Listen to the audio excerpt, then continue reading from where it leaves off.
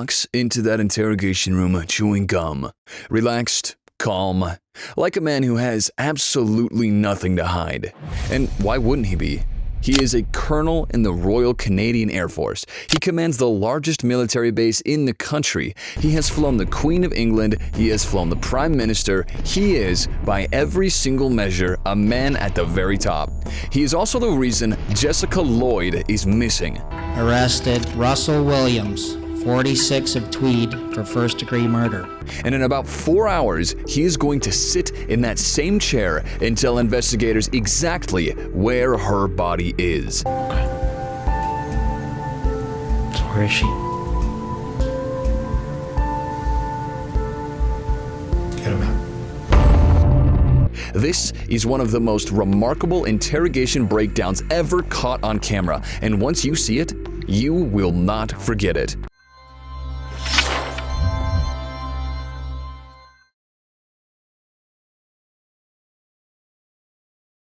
Let's start from the beginning, because the background here is what makes everything hit so hard. Russell Williams was 47 years old, born in England, raised in Canada, educated at one of the most prestigious private schools in the country. University of Toronto graduate. He joined the Canadian Forces in 1987 and just kept rising. Year after year, promotion after promotion.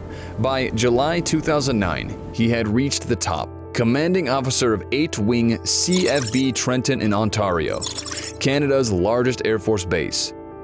The place where troops departing for Afghanistan leave from. The place where the fallen come home. He was a killer with the ultimate cover. As a base commander in the Canadian Air Force, Colonel Russell Williams comforted families of the fallen, rubbed shoulders with the Prime Minister, and even flew planes for the Queen. But no one, including his wife, knew that he was also a sexual deviant, burglar, rapist, and murderer. This man had flown Queen Elizabeth II. He had flown multiple prime ministers. He helped plan security for the G20 summit that Barack Obama attended. And he had also been breaking into the homes of women and stealing their underwear since 2007. That's the double life nobody saw.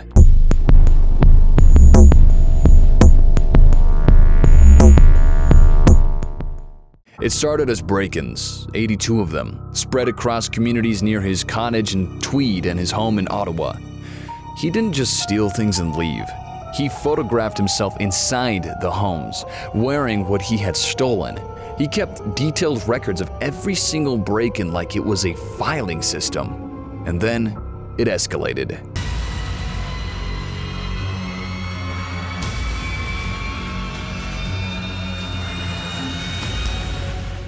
In November 2009, Corporal Marie France Como, a 37-year-old Air Force corporal stationed at his own base, was found dead in her home. The case had no solid suspects. William himself was involved in the search effort. Nobody looked at him twice. Then came Jessica Lloyd. Jessica Lloyd was 27 years old. She lived in Belleville, Ontario.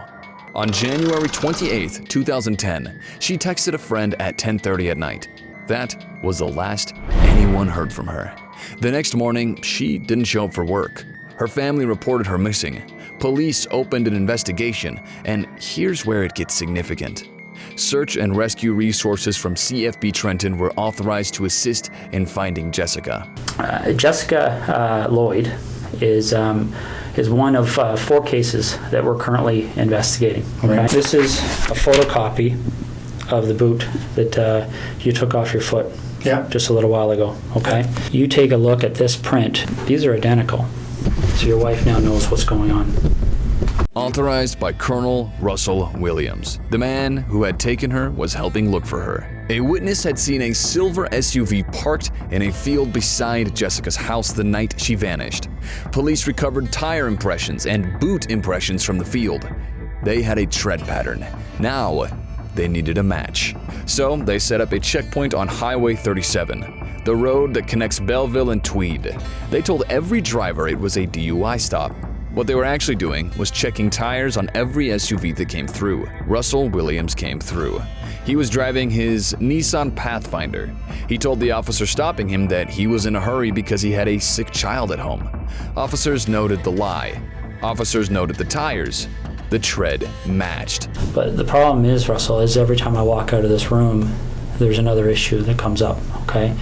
And it's not issues that point away from you, it's issues that point at you, okay? Your vehicle drove up the side of Jessica Lloyd's house. Your boots walked to the back of Jessica Lloyd's house on the evening of the 28th and 29th of January. And I need to know why. Williams was placed under surveillance. Warrants were issued for both of his properties, and on Sunday, February 7th, 2010, he was called in for questioning. He came in thinking he was there to help. Right now, there's a search warrant being at your residence in Ottawa. So your wife now knows what's going on. Detective Sergeant Jim Smith is the investigator in that room. And if you watch this footage closely, what you're watching is a masterclass in how to break someone down without ever raising your voice. Call me Russ, please. Okay. What are we gonna do, Russ? I want to minimize the impact on my wife. So do I.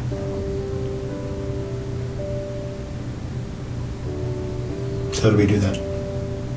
Well, we start by telling the truth.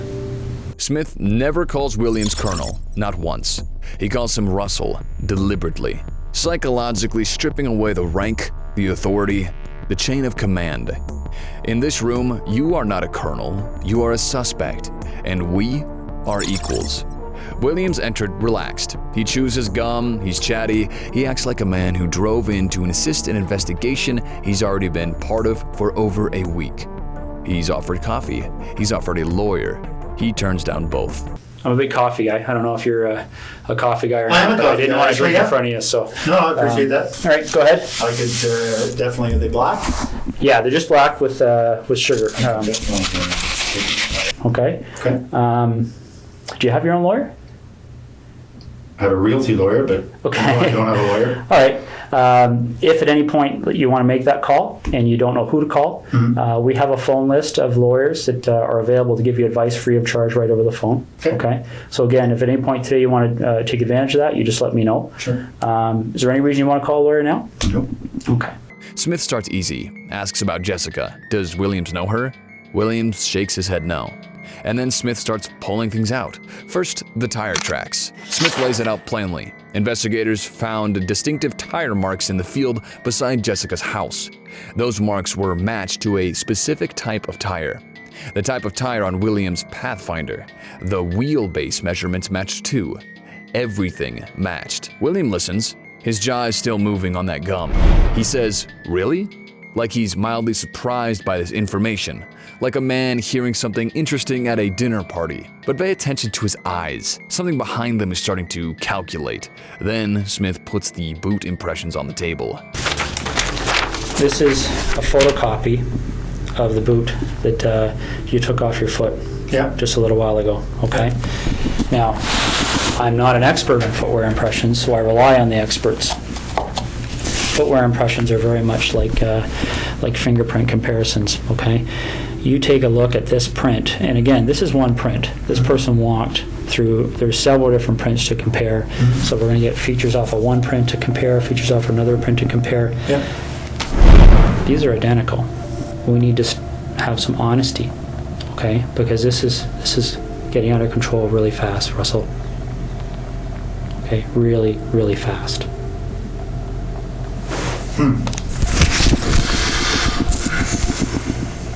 He explains it first.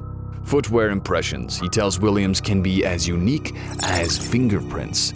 The pattern, the wear, the specific characteristic of a sole, all of it. Then, he pulls out the photographs taken from the scene outside Jessica's house. The impressions left by whoever walked around the back of her property the night she disappeared. And then he pulls out a photocopy of the boot Williams had taken off his own foot earlier that day when police asked for an impression. He holds them side by side. These are identical. Look at Williams' face, right here.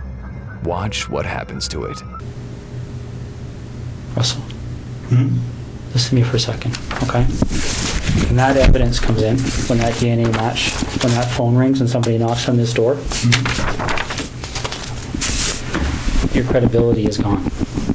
The gum stops moving.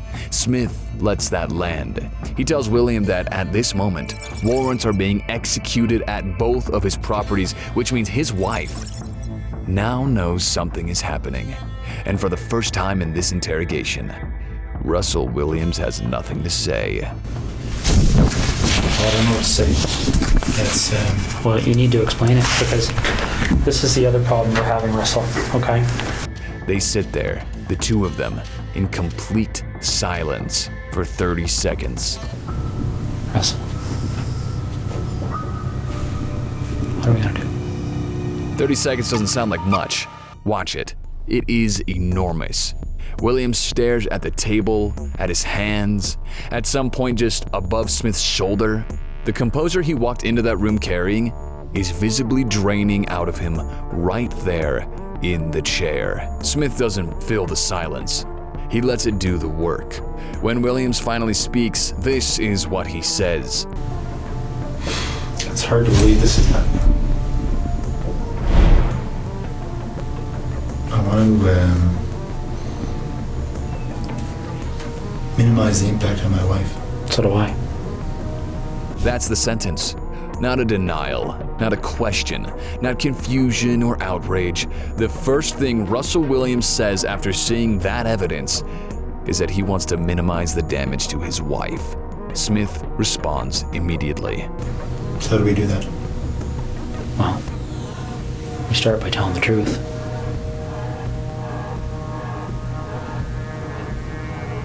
Okay. Okay. So where is she?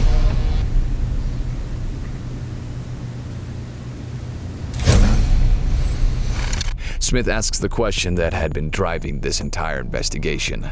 And Russell Williams looks at him and says something that courtroom observers, journalists, and investigators would talk about for years afterward. Got a map? 3 words. That's what it took. 3 words, and it was over. No dramatic breakdown, no tears, no long, agonized confession. Just a man calculating his position one final time and deciding that cooperation was now the best available outcome. Smith gets him a map. Williams marks the location where Jessica Lloyd's body can be found. And then, over the next several hours, he keeps talking. Williams describes how he first noticed Jessica. I saw her in her house, on her treadmill, Wednesday night, I guess. Then I noticed she wasn't there Thursday, so I got into the house to look around. Then, and then left. Noticed she'd come home, so I went back in. Her house was along the route he drove to CFB Trenton. He had spotted her through her window. One night she was on her treadmill. He saw her. He remembered her. He came back. He noticed one Thursday that she wasn't home, so he broke in, looked around, left. Then noticed she had come home, so he went back in. Through the back patio door while she was sleeping. So I woke her up.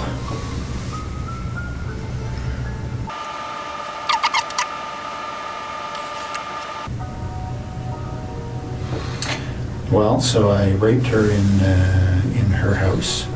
I took her to the car and took her to Tweed. And spent the day in Tweed. He waited until she was asleep. He woke her up. He sexually assaulted her in her own home for 3 hours. He bound her. He blindfolded her with duct tape. He photographed everything. And then he put her in his car and drove her to Tweed, to the cottage he shared with his wife. He kept her there for another 21 hours. I hit her as we were walking. She thought we were leaving. Hit her on the back of the head. Okay. Anything in particular? Well, what did the hit on the back of the head do? Well, I was surprised that her skull gave way. She was there and immediately unconscious. I strangled her. He told her he was not going to kill her. In the footage, you can hear him say it himself. Her skull gave way. She was immediately unconscious, and then he strangled her with a rope. He documented all of it. He left her body in the garage and went to work. 3 days later, he came back, moved the body, dumped it in a field outside Tweed. He said all of this in the same flat, matter-of-fact tone you would use to describe a drive you took last weekend. Investigators who were present described it as chilling in a way that is difficult to put into words. Not because he seemed emotional, because he didn't. And then he kept going. He confessed to the murder of Corporal Marie France Como, the 37-year-old Air Force corporal stationed at his own base who had been found dead in her home the previous November. Marie France Como. There was an open window in the basement of her house when she was away. I went in there a couple of nights before she came home. Looked around. I went back in there late at night when she was at home. She was on the phone in her bedroom. She actually discovered me in the basement. He confessed to the sexual assault of 2 other women in their homes near Tweed. And he confirmed the 82 break-ins, the underwear, the photographs, the records he kept. All of it. Why do you think these things happen?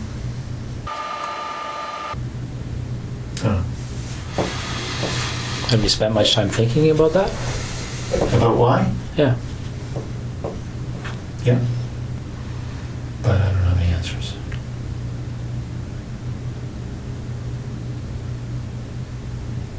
And I'm pretty sure the answers don't matter.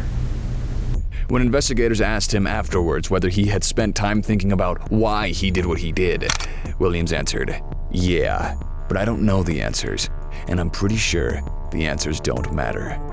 Inside his Ottawa home, hidden carefully, investigators found thousands of photographs, images of his break-ins, images of himself posing in stolen clothing in the homes of his victims, video files of his assaults, video of the murders, a meticulously compiled inventory of everything he had stolen, cataloged like evidence he gathered against himself and then kept. He had documented his own crimes obsessively, every one of them, and then stored it all in his house. When asked during interrogation where investigators could look to find more evidence, Williams told them he directed them to the hiding places inside his own home. He gave them everything. The confession ran for 10 hours. Jessica Lloyd's body was recovered the following morning exactly where Williams said it would be. Williams was arrested on February 8, 2010. Canada's largest Air Force base had a new interim commander appointed days later. His biography was pulled from the Department of National Defense website the next day. 8 months after the interrogation, he appeared in court. I'd just like to say that it's good that justice is done for Jessica, for Marie France, for the 2 victims in Tweed, and for all the victims of his break-and-enters. And I'm glad it's over. We're just all thankful that it is over and we can maybe now start to get on with our lives. He pleaded guilty to everything. 2 counts of murder, 2 counts of sexual assault, 82 counts of breaking and entering. Because he pleaded guilty, there was no trial, but the evidence was still presented. It took 2 full days. The photos shown in court, including images of Williams posing inside victims' homes, left journalists who had covered crime for decades visibly shaken.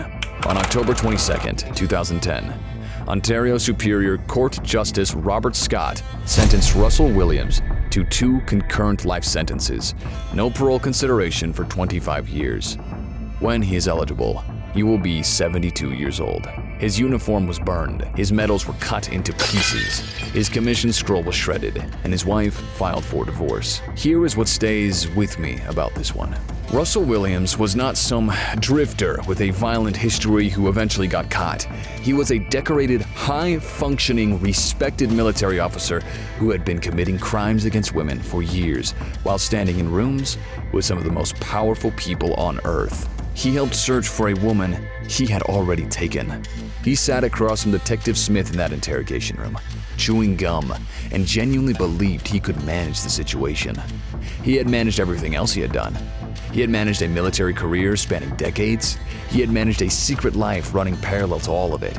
He had managed the break-ins, the assaults, the murders, and the documentation of all of them without ever once being looked at seriously. But Smith had the tires and the boots. And when those two pieces of evidence landed on the table, you could watch the calculations shift in real time. Not panic, not grief. A calculation. What is the best outcome I can negotiate from this position? The answer he arrived at was cooperation. Got a map. 3 words. That was the whole thing. Jessica Lloyd was 27 years old. She was living her life in Belleville. She had no idea the man who drove past her house on his way to command Canada's largest Air Force base had noticed her through her window and decided that was enough of a reason. Marie-France Como was 37, serving in the Air Force, working for a man who would kill her. None of what happened to them was restored by the verdict. But Russell Williams is exactly where he belongs. And the evidence he kept, the records he maintained, the footage he shot of his own crimes, contributed directly to the case that buried him. He documented everything. He just didn't account for the possibility that someone else would eventually read the files. They always do. If this one hits you the way it hit me, hit subscribe. CasePoint Stories drops a real case every single week, and we are not done. Leave your thoughts in the comments. I read every single one of them. What was the moment in this interrogation that got to you the most? Stay safe. See you in the next one.